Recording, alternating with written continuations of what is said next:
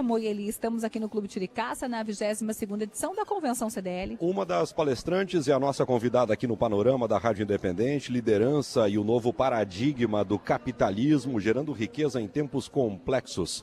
Soraya Schutel, autoridade do desenvolvimento de lideranças no país com atuação nacional e internacional. Não vou ler teu scout todo, porque senão a gente chegaria em Brasília, 19 horas.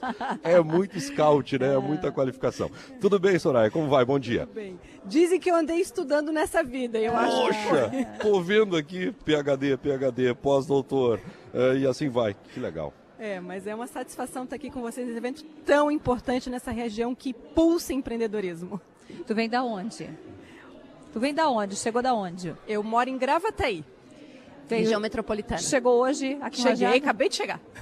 E aí eu te pergunto, nós estamos aqui reunidos em 700 empreendedores, empresários, muitos líderes dos seus setores, alguns participando muitas vezes, inúmeras vezes, outros chegando agora. Para esse público, um spoiler da tua palestra. Gente, nós vivemos em tempos absolutamente complexos. A gente saiu de uma pandemia, de repente entramos em desastres climáticos. Por que eu trago isso? Fazer gestão e liderança nesse contexto não é estar em contextos estáveis. E a maior parte das escolas de gestão, programas de MBA, ainda tratam ferramentas de gestão para contextos estáveis. Como é que a gente lidera uma equipe em plena pandemia? Como é que a gente encontra e coordena as nossas emoções num desastre climático? São outras formas que a gente precisa aprender a liderar. E qual é o grande problema? Que o paradigma que a gente vem foi centrado no desenvolvimento humano só cognitivo, não foi emocional e não foi espiritual, de inteligência, nessas duas inteligências. Então, o que eu venho propor é uma nova forma de enxergar o liderar, centrado em pessoas e enxergando o que de fato vai gerar riqueza para as empresas nesse momento.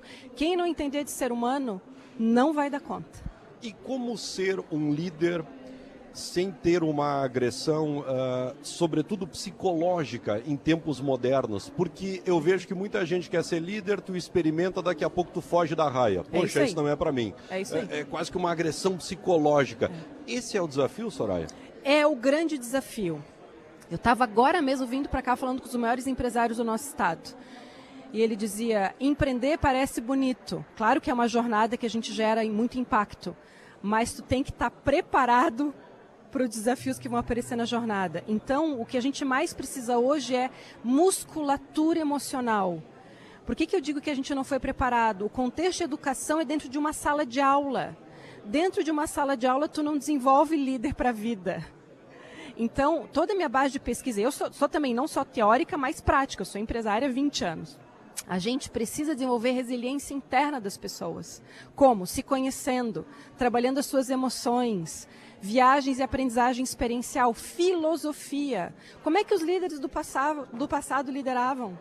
Não é que era um contexto simples. Tinha peste negra, tinha impérios, tinham desafios gigantes. E esses homens eram forjados em filosofia, em virtudes, em encontrar sentido nas coisas.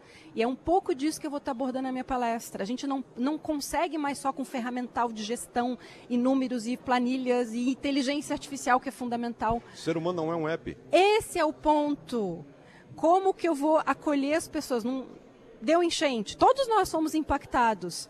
Eu não posso cobrar resultado como eu cobrava antes. A primeira coisa que tem que pensar no bem-estar, no cuidado das pessoas. E a gente vai viver isso cada vez mais. Por quê? Porque como o nosso contexto está. Se é uma pandemia, se é uma questão climática, então como que a gente forja os líderes para se tornarem antifrágeis? O que é antifragilidade? É um termo que veio de um professor chamado Nassim Taleb, dos Estados Unidos, ele leciona em Nova York. O antifrágil é uma pessoa que não é resiliente. O resiliente é o pátio de borracha. Tu joga no chão e não quebra, mas ele não muda. O antifrágil é o nosso DNA, ou seja, a capacidade de se transformando, se transmutando conforme as crises e as necessidades que vão emergindo. Então, a antifragilidade é como eu cresço com a crise, não como eu desmorono com as crises. E a maior parte das pessoas, elas tendem a culpar os contextos. Ou, por que comigo, meu Deus? Não é essa atitude que a gente tem que ter, é o que a vida quer de mim diante desse contexto. Então é muito profundo. Os líderes precisam se trabalhar internamente para o mundo que a gente vive. O mercado precisa de mais líderes? O mercado está exigindo mais líderes? Ou não? O que tem tá bom, só a gente precisa performar melhor. Eu vejo que a nossa sociedade precisa de líderes. E entender o que é o conceito de liderança. Liderança não é um cargo. É uma pessoa que, a partir da sua história, ela move montanhas, que ela inspira. A gente não tem tantos líderes que inspiram hoje. A gente tem alguns, mas não são tantos. Se a gente olha para as gerações passadas, eu lembro de muitos líderes, os nossos avós, as pessoas da nossa comunidade. E olhando os nossos jovens, a gente precisa pensar na geração de hoje, na que está vindo. Como é que eles vão lidar com esse mundo que está posto, né? Então, sim, a gente precisa forjar a liderança no seu conceito mais profundo. Soraya, tu sabes que eu acho que às vezes a gente sempre fica em busca de um bom pai. E a gente cita, né, Aline? A gente fala, poxa, o Moisés lá é líder da Rádio Independente, o cara é um paizão, tchê. Mas o líder às vezes precisa ser pragmático, ele cobra resultado. Como é que é fazer essa mescla para não ser só pai e não ser só cobrador de resultados? O equilíbrio, né? O Moisés se refere ao equilíbrio. É as duas coisas. Porque se ele é só o pai, o cuidador... Mas dá para ensinar isso, Soraya? Claro que dá. Tu consegue ensinar isso? Tudo é desenvolvível. Tudo é desenvolvível. Porque aqui a gente está falando o que é pai, ele está conectado só com um lado da humanidade, que é só o lado emocional. Uhum. Agora, só o gestor, ele está conectado só com o atingimento de meta. A gente precisa unir as duas coisas. O que eu trago é que a gestão... As escolas de gestão são forjadas para atingir resultados, a maior parte delas. O que a gente precisa é unir as duas coisas. E muitos empresários vieram da escola da vida.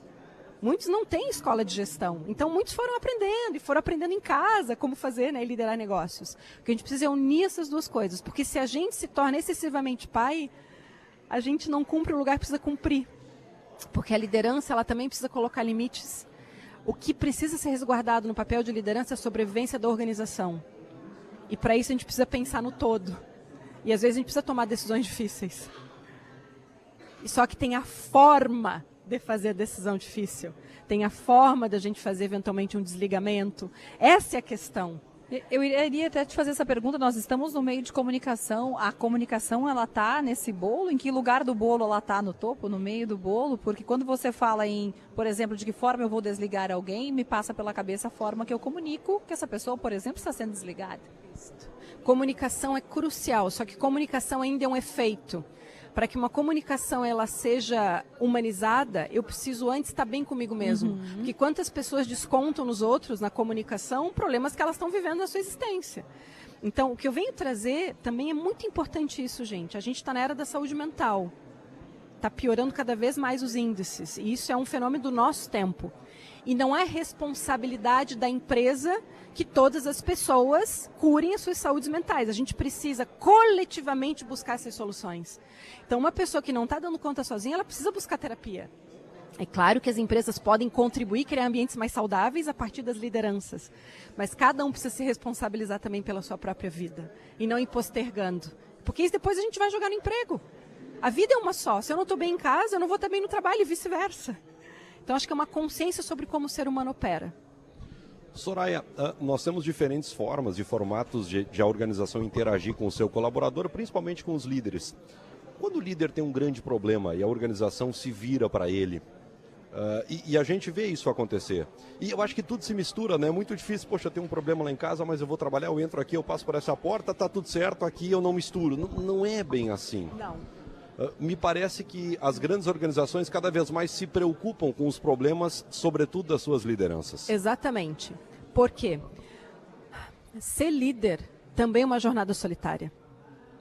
Porque tem coisas que tu vai decidir e às vezes tu não tem com quem trocar. E a solidão tem causado níveis de estresse e até de depressão altíssimos. Absurdas, e a gente está vivendo uma epidemia de solidão.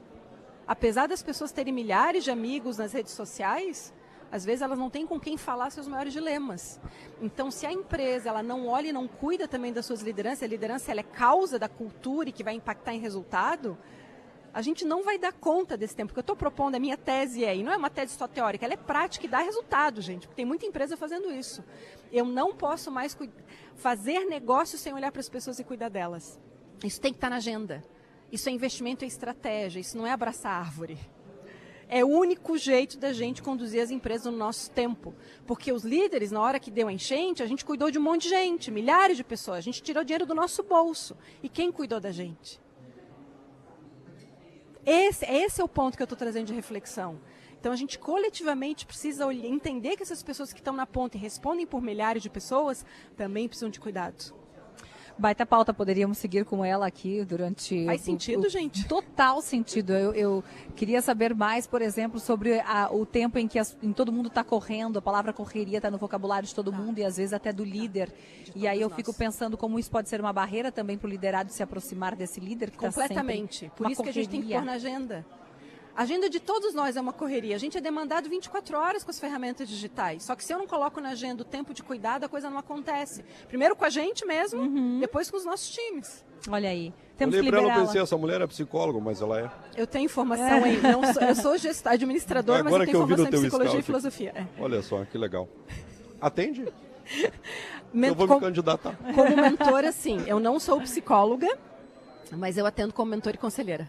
Que legal. Vamos liberá-la, né? Nosso horário é cruel conosco. Te desejar uma boa palestra, uma alegria Muito te obrigada. receber aqui em Lajeado, que tu possa voltar mais vezes e nos visitar lá em casa, lá na rádio. Vai ser um prazer. Obrigada pelo acolhimento. Muito obrigada.